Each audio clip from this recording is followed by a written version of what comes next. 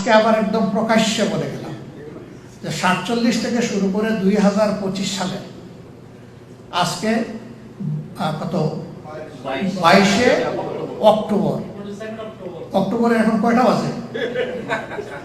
এই যে এখানকার টাইম 8টা 11 মিনিট। এই পর্যন্ত আমাদের দ্বারা যে যেখানে যত কষ্ট পেয়েছেন আমরা বিনা শর্তে যারা কষ্ট পেয়েছেন তাদের কাছে মাপ চাই, তারা দিয়েছে।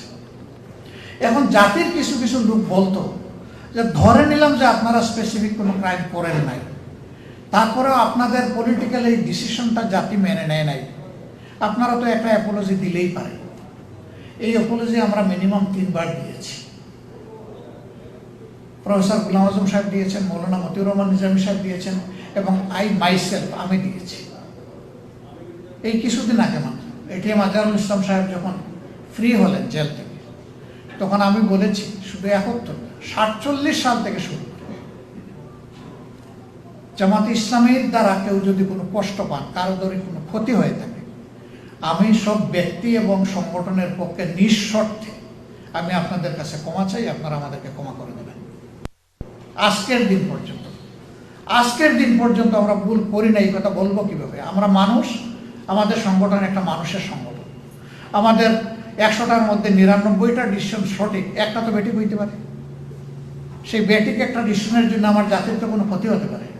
তাহলে সেই ক্ষেত্রে আমার কোনো ডিসিশনে জাতির ক্ষতি হলে আমার মাপ চাইতে অসুবিধা হবে। এখন মাপ চাওয়ার পরে বলে যে এই ল্যাঙ্গুয়েজ চাইলে হবে না, ওই ল্যাঙ্গুয়েজে চাইতে হবে। আরে বাবা, এ আরেক জমা লাগবে। বিনা শর্তে মাপ চাইলাম, কোনো শর্তও দিলাম না, তারপর আর বাকি থাকলো কোনটা, এটা তো বুঝি না। আজকে আবার একদম প্রকাশ্যে বলে গেলাম যে 47 থেকে শুরু করে 2025 সালে আজকে কত 22শে অক্টোবর। অক্টোবরে এখন কয়টা বাজে? এই যে এখানকার টাইম 8টা 11 মিনিট। এই পর্যন্ত আমাদের দ্বারা যে যেখানে যত কষ্ট পেয়েছেন আমরা বিনা শর্তে যারা কষ্ট পেয়েছেন তাদের কাছে মাপ চাই। এটা গোটা জাতি হইলেও চাই, ব্যক্তি হইলেও চাই, কোনো অসুবিধা নেই। আমি এই কথা জীবনে বলি নাই, আমার কোনো সহকর্মী বলেন নাই, আমাদের সিনিয়র যারা ছিলেন তারা বলেন নাই যে আমরা সকল ভুলের ঊর্ধ্বে।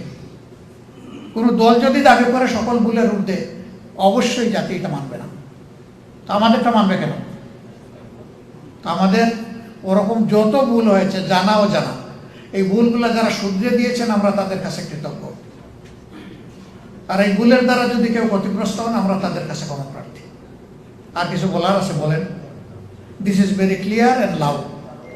এরপরে বলবে যে নিউ ইয়র্কে গিয়ে শফিকুর রহমান ক্ষমা চেয়ে আসছে, দেশের বুকে ক্ষমা চায় নাই। ভাই, আমি দেশেও চেয়েছি, আমার মুরব্বীরাও চেয়েছে, এখানেও চাইলাম, যখনই সুযোগ পাইব তখনই চাইব। আবার কেউ কেউ আমাদেরকে এরাও বলে একটা দল আমাদের দেশে আছে, বেশি বেশি ক্ষমা চায়। ক্ষমা চাওয়া অপরাধ তাহলে? ভাই, শুধু 71ই ভুল করেছি, আর করি নাই। আর যারা আমাদেরকে ক্ষমা চাইতে বলে তারা ফেরেশতার দল।